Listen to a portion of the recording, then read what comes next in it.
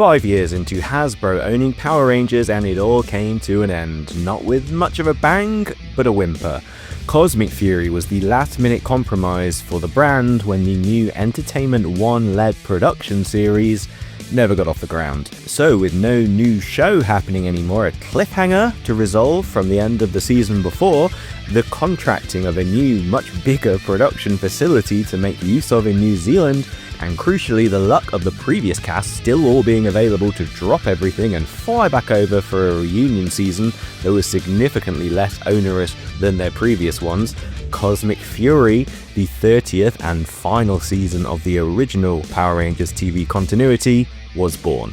And we were remixing hard with this one, Zord footage from one Sentai season, adapted helmets from another, and US exclusive suits, morphers and weapons to bring it all together.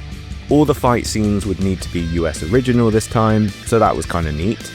But while we would get a show that sought to celebrate the franchise and bring it to a respectable close, the other side of the parent company, the traditional toy-making side, were making decisions that would seal the end of the Toyline, or at least their version of it. Here's 5 things to know about the Cosmic Fury Toyline, or lack thereof. Number 5. Somehow, Zord Link returned. You could practically hear the brainwave over at the production office. I got it, guys. Space dinosaurs combine two of arguably the most successful elements of the 30-year history of the franchise all in one go. What's more Power Rangers than that? I mean, just look at the 95 movie, a guiding star for how many disparate elements could be threaded together. Even not having relevant Zords to go with space dinosaurs wasn't going to be a problem. It hadn't been for Mighty Morphin Season 2 or 3 where they swapped out their own Dinozords, so it shouldn't be a problem for this Dino team either. And it was only going to be their last 10 episodes out of 54. It would be over so fast many wouldn't even notice the change. Of course, one modern tradition that Hasbro did stick to was that for the 3rd time running, they once again wouldn't let us complete a Zord line. This was their entire run. It's made more interesting by the fact that they didn't even attempt to introduce all the Zords of the Sentai counterpart season, Uchu Sentai Q Ranger, that they could have included in their own adaptation. Instead, we got to about 11 Zords, though just 2 Megazords, and calling the combination of 8 Zords an Ultra Zord. Basically, they lowered their own bar, setting the stake out for what to that point had been a bit of a pattern of Amazon box sets, and Hasbro still let them down. They couldn't even do 2 Megazords, which unfortunately wasn't much of a surprise when in their second year they couldn't even do 1. But remember, Bandai would easily clear 5 each year that they ran the toys. The Cosmic Fury Megazord that did get released came with a few additional bells and whistles, like a 6th orb to give the Red Lion Zord its own freestanding mode, and a spaceship glider thing with swords to jazz up the ridiculous retail price a bit. I paid $113 for this thing, importing it from Amazon America, of which $21 was shipping, but still, over $90 for this? It was maddening. A huge quality downgrade from the Dino Fury Megazords that preceded it, that had introduced greater articulation than the Japan originals. I said in my review at the time, the designs allegedly had Bandai USA's involvement in crafting something that could eventually work on both sides of the Pacific, though Hasbro would be the one to bring one of them to market, ironically as their own final Megazord.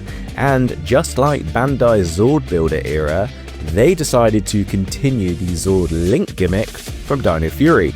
Yes, Cosmic Fury was a Zord theme that had nothing to do with the dinosaurs. The connection method started from. I guess that's how you know it's a gimmick. So this was an experiment for whether Hasbro could produce a common port as Bandai had in the 2010s that would allow toys from multiple seasons to be cross-compatible. In a season with just 1 Megazord release and no combinations, at least you could do something else with it if you've gotten anything from the 2 years prior where they were the same cast of characters. So it made more sense for why it should be possible, as well as letting them off the hook for Beast Morphers, the MMPR Megazord, and Zap Zords not being compatible, because different teams. Overall, it looks, feels, and functions like a toy from a much, much older decade. So, one overpriced, under-engineered, barely posable Megazord was how we finished the Power Rangers TV continuity. I guess the only way is up. Number 4. Is my Morpher listening to me? Hasbro's 5th main series electronic Morpher introduced a brand new feature while removing another. The Cosmic Morpher had a lot of heavy lifting to do in terms of unifying the different elements of the series. To do this, they effectively took the Chroma Fury Saber dinosaur head and added a slot for the Cosmic Orbs. I guess you could call these a massively simplified version of the Qtama from the Sentai, probably because there wasn't enough time to establish it as a custom gimmick like we'd been getting for the 10 previous seasons. They must have known that there wasn't going to be a collectible part of the toy line this time, so it was easy to minimize the purpose of these. Despite the show having an obvious power coin equivalent in the Cosmic Orbs, I would have been more entertained if they were called Dino Balls, the Morpher does not have a removable slot gimmick like we've been getting for so many seasons of the show. We see the orbs are spun and flicked up by the cast and land in their Morpher slot, something completely unreplicatable in real world terms, so it does make sense why they were maybe a little more hesitant to make it function in the same way. Instead, the orb is just kinda there, half a sphere that functions as a light up button. And why does it light up? Well, this Morpher was designed to react to hearing the theme song and apparently parts from the show playing, a new level of interaction we hadn't seen before. Hasbro, to their credit, were very good at bringing new electronic elements to their roleplay toys. I always liked the ones that had motion-sensitive sounds. The Chroma Fury Saber had that weird but I guess original color sampler feature, and now this could be used while watching the show. I definitely prefer that to the approach Bandai took towards the end of their run of an iPhone app that no longer works. While it felt very last minute and pales in comparison to Hasbro's previous efforts, even the glitchy Beast X King Morpher looks more substantial than this, it was made and released, and at least we have that. As a fully US exclusive Morpher though, I would have liked better care and attention given to this. If you're going to release the only version anywhere in the world, at least make it something to be proud of. Maybe they thought they would get to do a bells and whistles Lightning Collection version at some point later on. It's morphing time! And how's this for irony?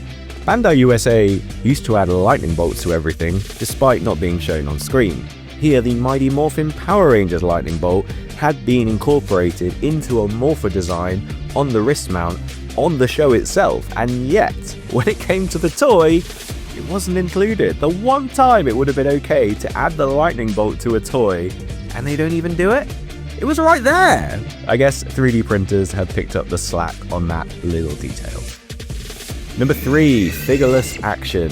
Despite being the most obvious incarnation of a team for figures, the Cosmic Fury team never got any. It sort of made sense as the solar system of Power Rangers toy releases were going out one by one. The Lightning Collection had been one of the broadest and biggest lines the franchise released, and yet gradually we were seeing them extinguish from ZyZaDraws to roleplay and figures going.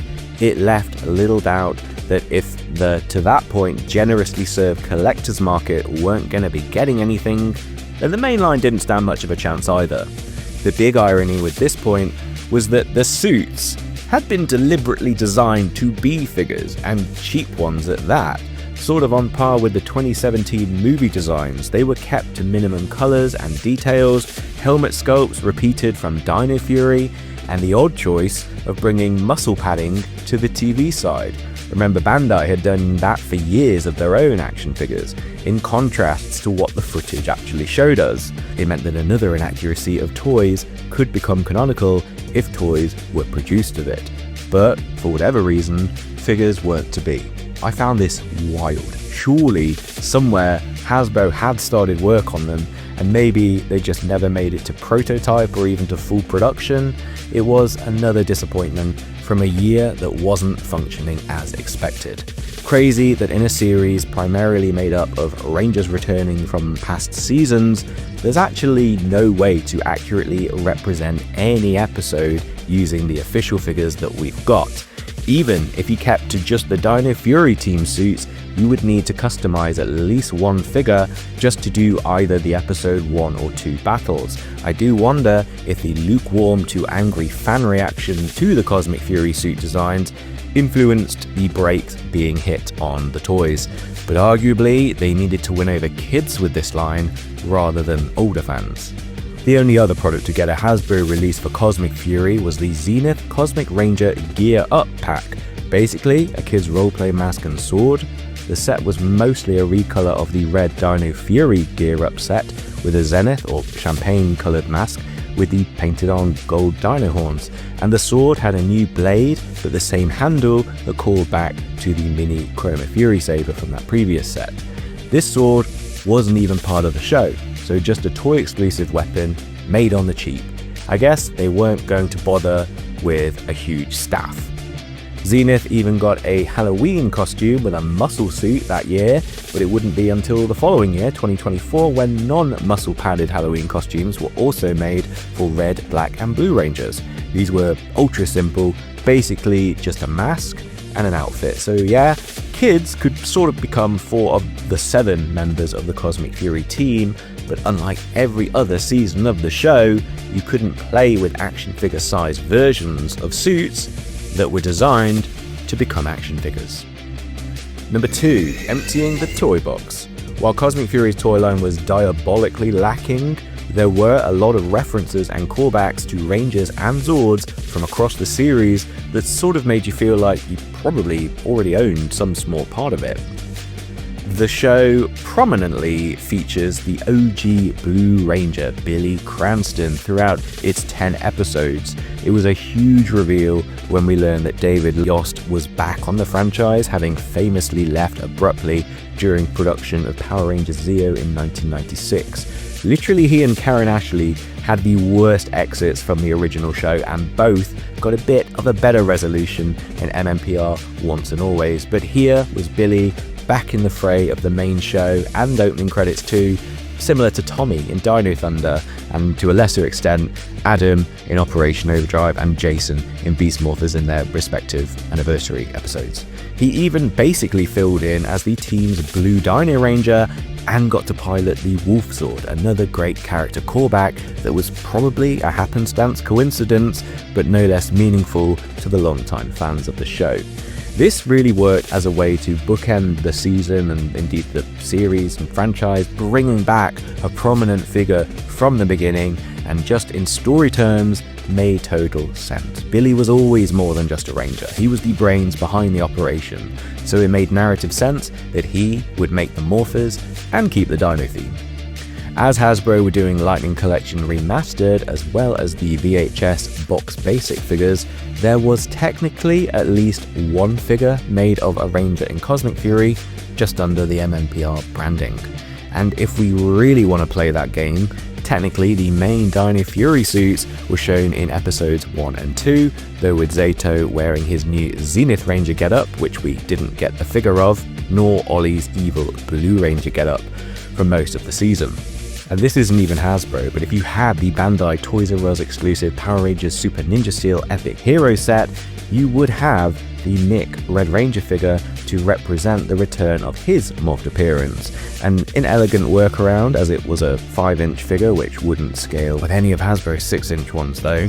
Mick might have had a friend if Bandai had ever managed to do the Dark Ranger figure from Dino Charge, but unfortunately they didn't, and Hasbro didn't either for his first Power Rangers on-screen appearance, a total miss that I hope one day whoever owns Power Rangers toys has the good sense to correct.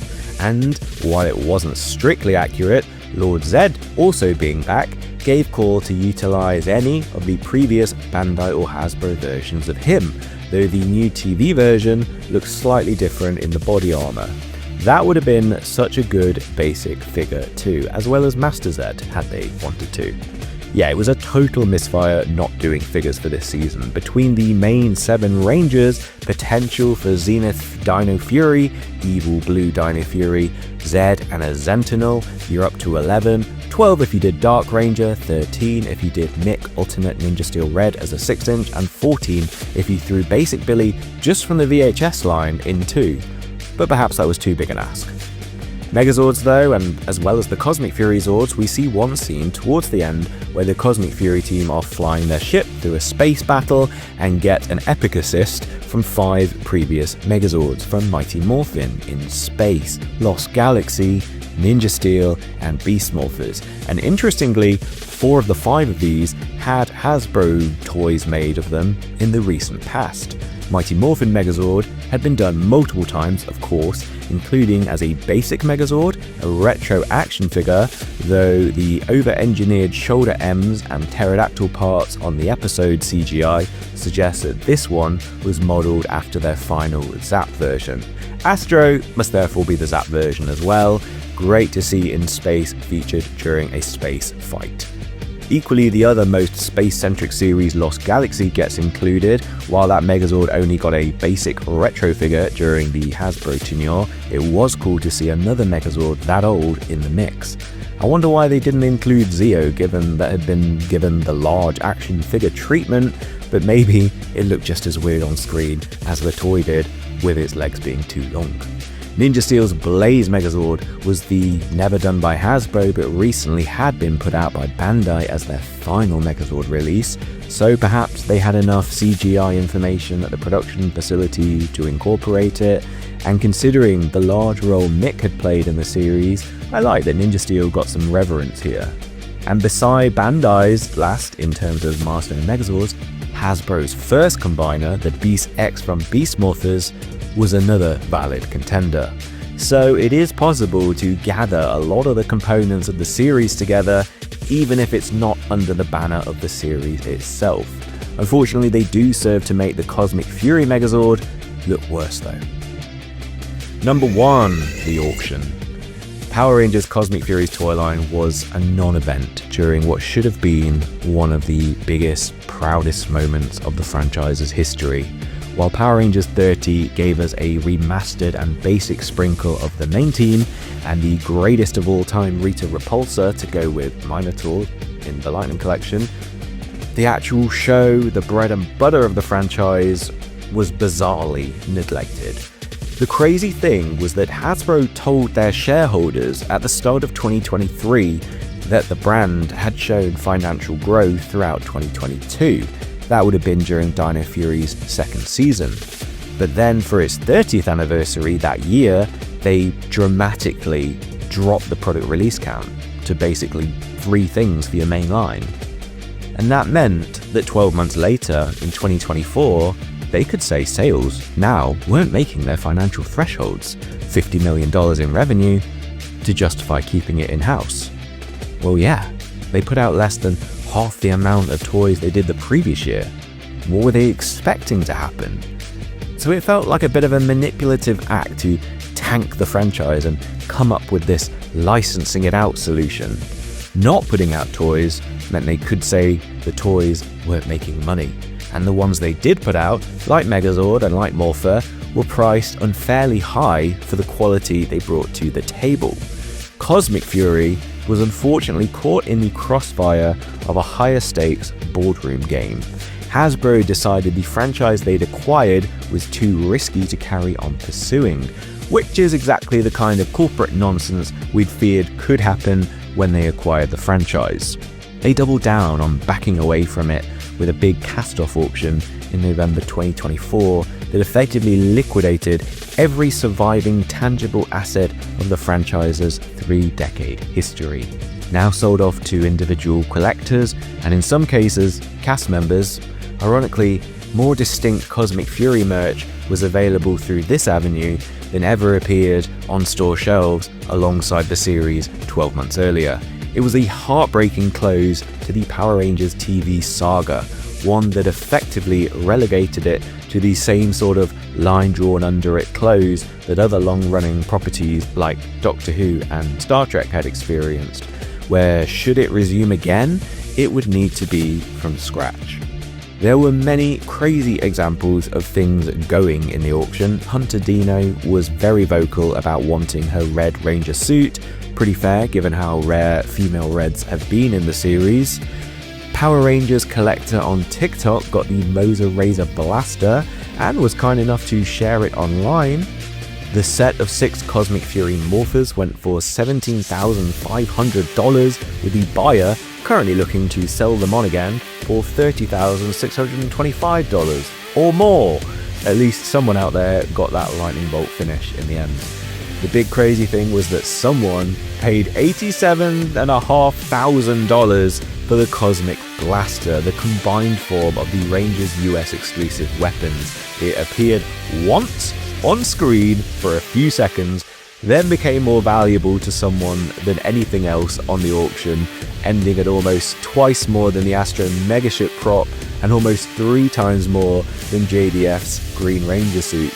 So maybe sending stuff to auction did do what Hasbro needed in terms of earning the revenue of keeping the franchise in-house. A shame they had to squander everything away to do so. Power Rangers Cosmic Fury was a great show, a good end to the franchise. It neatly tied off the existing continuity and ended on a happy, optimistic ending rather than another cliffhanger. It left a few things up in the air, but if you accept them as they are, even the messages in that were decent. For instance, just because you weren't a leader initially doesn't mean you can't progress and become one. Works for boys and girls, kind of the inverse of Jaden's storyline in Samurai. One of the better things the show did was Zato's plotline to accept his own end. It's sort of there as a way to deal with loss and grief and endings and the gift you can give with the time that you have, which in a season ending a 30-year run is pretty apt. That, along with talking down Lord Zed from destroying the universe, saying evil doesn't always mean evil, and Billy realizing right at the end that in the case of Zordon, that gone maybe doesn't always mean gone, were all standouts in a shortened season of standout moments. From Fern becoming a ranger, to the way Amelia became the leader before the morphing grid actually made her the actual Red Ranger. Yeah, the year with the fewest episodes, ironically, did the most right. A total loss for us that the Toyline couldn't keep pace with the show. It's a rare instance where the TV division leapfrogged over what the original purpose of the franchise was: to sell toys. So those are my reflections on the Cosmic Fury Toyline, very much within the context of the Cosmic Fury series. I think it's important to appreciate the effort that went into crafting a more ambitious storyline, even if it felt like it was being run at 2x speed to account for the fewer episodes they'd been given. What did you guys make of it all? Was Power Rangers 30 a bit of an ironic label by the end, considering how little was actually being done for it? It definitely felt like we culturally peaked at Once and Always, when they could still truthfully say a full series was premiering later that year, rather than the slightly more awkward end of Cosmic Fury, when after all 10 episodes were dropped at once, the silence in the room read that you had reached the end, and literally the final episode is called The End, of what had been to that point a marathon run. And hopefully, however long it is, and whatever form it takes, we all live to see Power Rangers create another 27 episodes and hit its 1000th episode overall one day. Until then, I'll keep talking about the toys and stuff. Do me a favor, please like the video if you enjoyed it, subscribe to the channel if you're not currently, check out my previous Toyline retrospectives linked in the description, and until the next time, see you later.